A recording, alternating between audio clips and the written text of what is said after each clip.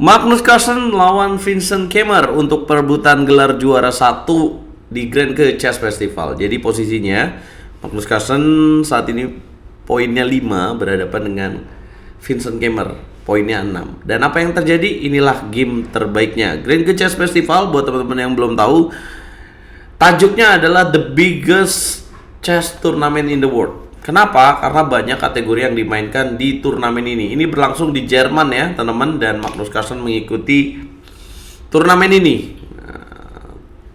Gak cuma Vincent Keimer dan Magnus Carlsen aja, tapi ada pecatur top dunia seperti Jan Nepomniachtchi, Maxim Vachier-Lagrave, bahkan ada Hans Niemann juga. Apa aja yang terjadi di game ini menarik buat teman-teman tonton karena banyak yang request. Langsung aja kita bahas, jangan di skip iklannya ya teman-teman, izin. Dan jangan lupa untuk klik tombol like, kasih hype untuk video ini, dan jangan lupa gabung ke langganan YouTube RL Chess. Vincent Keimer, ini lihat formasinya berbeda dengan catur normal ya. Inilah kenapa namanya freestyle chess atau catur 960 yang ditemukan oleh Bobby Fischer tahun 1996. Dia mulai dengan langkah D4 untuk aktifin bishop. Dijawab dengan taktis D5, putih F3, diikutin oleh Magnus F6, M4, dan kemudian C6. Vincent Keimer ini emang sering banget membuat kejutan ya di freestyle chess. Salah satu lawan yang sulit juga buat Magnus Carlsen. Putih C3, kemudian hitam mainkan langkah Queen F7, putih Queen ke petak F2, kemudian hitam E5, putih Bishop E3. Bukan langkah yang tepat menurut engine, harusnya di sini F4 lebih bagus, tapi oke lah ya. Masih awal karena nggak ada teori juga. Makan pion D4, kemudian dimakan lagi, dan hitam F5. Great move ya, karena ini membuat putih memilih ya, maju, dijaga, dan pion ini akan tetap untuk maju ke petak F4. Dan ternyata putih lebih pilih makan pion di petak F5, dimakan balik dengan bishop, putih kuda ke petak C3, hitam mainin langkah kuda ke petak A6. Harusnya H5 dianggap lebih bagus mungkin untuk profilaksis ya, mencegah G4. Kuda ke petak A6, padahal tujuannya bagus banget untuk B4, ngancem D3 ya. Ini malah salah, engine emang di luar otak manusia sih. Kuda G3, kemudian hitam mainin langkah bishop ke petak H4, dipin. Kemudian putih menghindar dengan queen ke petak D2, hitam H5. Kemudian Vincent Keimer mainkan langkah kuda C ke petak E2. Ya, bukan langkah yang tepat lagi, harusnya mengamankan raja langsung ya. Dianggap lebih bagus kuda C ke petak E2. Kemudian kuda ke petak C7. Putih mengamankan raja, hitam kemudian bishop ke petak H7, putih kuda ke petak F4, ancam pion ya. Hitam makan kuda di petak G3, dimakan balik dengan pion. Langkah terbaiknya harusnya rokade panjang, makan, dan kemudian kuda F ke petak E6. Jadi kalau banyak tanda salah, wajar lah ya, mereka tetap seorang manusia teman-teman, kira-kira gitulah jawabannya. Nah ini juga harusnya gajah E2, tapi kuda D3 yang dipilih, tujuannya mau kuda ke petak E5. Ya akhirnya kan hitam harus makan dong di sini, karena kalau enggak kudanya kuat banget. Makan, dan kemudian hitam H4. Nah, masuk ke middle game ya, kita bisa lihat bahwa putih memiliki pair of bishop, sementara hitam pair of knight. Siapa yang lebih bagus? Jelas putih lah, karena lihat aja nih kudanya pasif ya.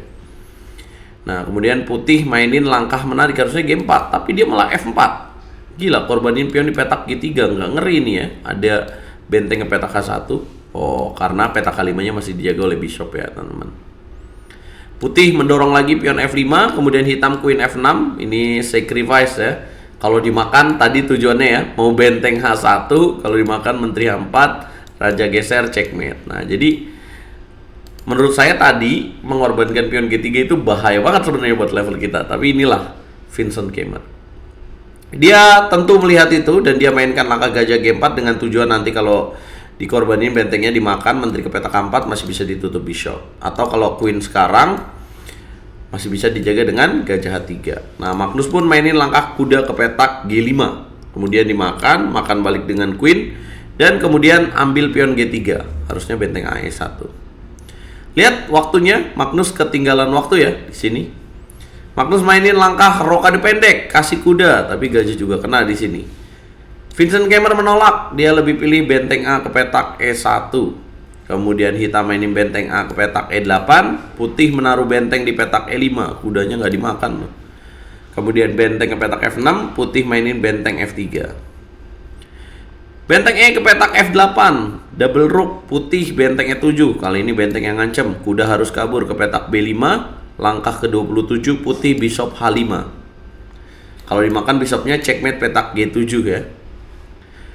Harusnya di sini hitam menteri H6, langkah yang paling aman. Tapi Magnus Carlsen jarang-jarang nih melewatkan taktik. Dia menteri C1. Dan putih tidak menutup, harusnya menutup ya. Tutup, kemudian dia bisa naruh gajah di petak G6. Tapi raja ke petak H2. Yang membuat Magnus Carlsen akhirnya menemukan langkah terbaiknya menteri H6. Jadi seimbang lagi. Kalau tadi benteng F1, menteri balik ke G6 itu unggul putih. Putih mainin langkah grid move, queen ke petak G4 ya. Tujuannya mau benteng ke petak H3. Kuda makan di petak D4. Kemudian Magnus Carlsen ya, di sini idenya apa? Ngancem benteng, kalau dimakan lagi dapat bishop. Putih pilih harusnya benteng H3 ya, konsisten, ini malah makan kuda. Jadi Magnus Carlsen mendapatkan keunggulan di langkah ke-30 ini. Ya, tapi sayang sekali tidak tepat dengan menteri makan H5. Harusnya Magnus bisa dapat keunggulan yang lebih besar. Coba tebak langkah terbaiknya. Ya, kalau aja Magnus Carlsen di sini lebih bersabar dan memilih benteng makan F5, ini lebih bagus, guys. Kenapa? Karena kalau dimakan, makan lagi. Walaupun putih di sini bisa G4, tapi ada benteng H5 yang kalau dimakan, makan lagi raja G2, ada menteri G5, jadi kena lagi. Ya, mungkin pressure time juga ya, waktu juga dan kecepatan, dan akhirnya nggak ngeliat. Makanya tuh main catur nggak boleh kecepatan. Bahkan sekelas Magnus saja kalau cepet-cepet juga salah. Benteng F5 kalau misalkan dimakan, saya coba jelasin. Kalau misalkan benteng E8, raja H7 tetap. Kalau misalkan G4, jadi nggak ada guna, tetap akan berani untuk dimakan dan makan dapat benteng.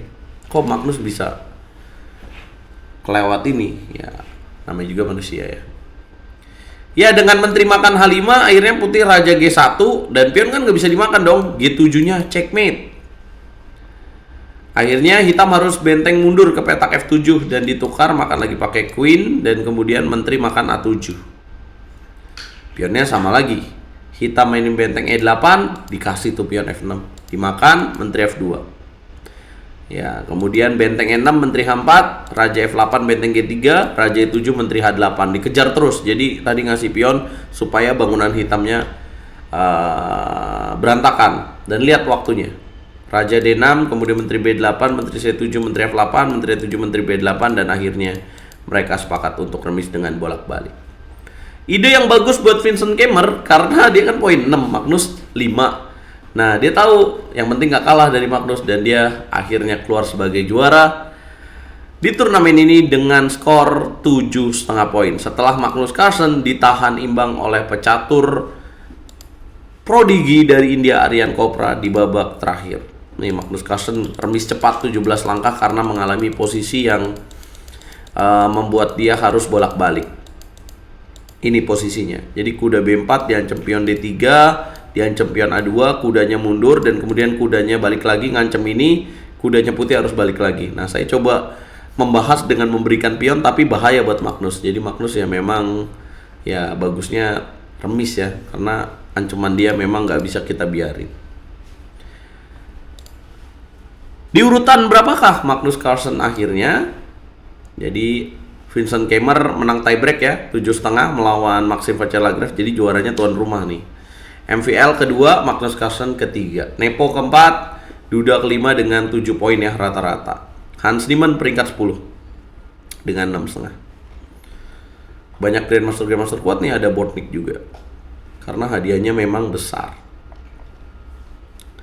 Apa komentar kalian? Dan pasti akan menunggu dong hasil dari video kandidat. Karena Magnus nanti kalau pulang ke rumah dia akan nonton video kandidat, dan kita tahu video kandidat akan dilanjutkan hari ini dengan babak ke-8. Dan kalau Sindarov jadi penantang Gukes dan Sindarov memenangkan kejuaraan dunia, kita berharap Magnus Carlsen turun kembali untuk titel juara dunia ya. Tapi dia harus main di video kandidat dulu, nggak langsung menantang si Sindarov. Tapi itu kalau Sindarov juara, karena perebutan gelar juara dunia tentu nggak gampang guys. Ya, Gukes kemana dia? Gukes sekarang sedang persiapan untuk permainan yang lebih bagus, karena semenjak dia jadi juara dunia grafiknya menurun. Apa komentar kalian? Jangan lupa like, share, dan subscribe, dan jangan di skip iklannya ya teman-teman. Jangan lupa nonton konten Ngelapak RLCS yang terbaru ya. Katanya pengen nonton kan?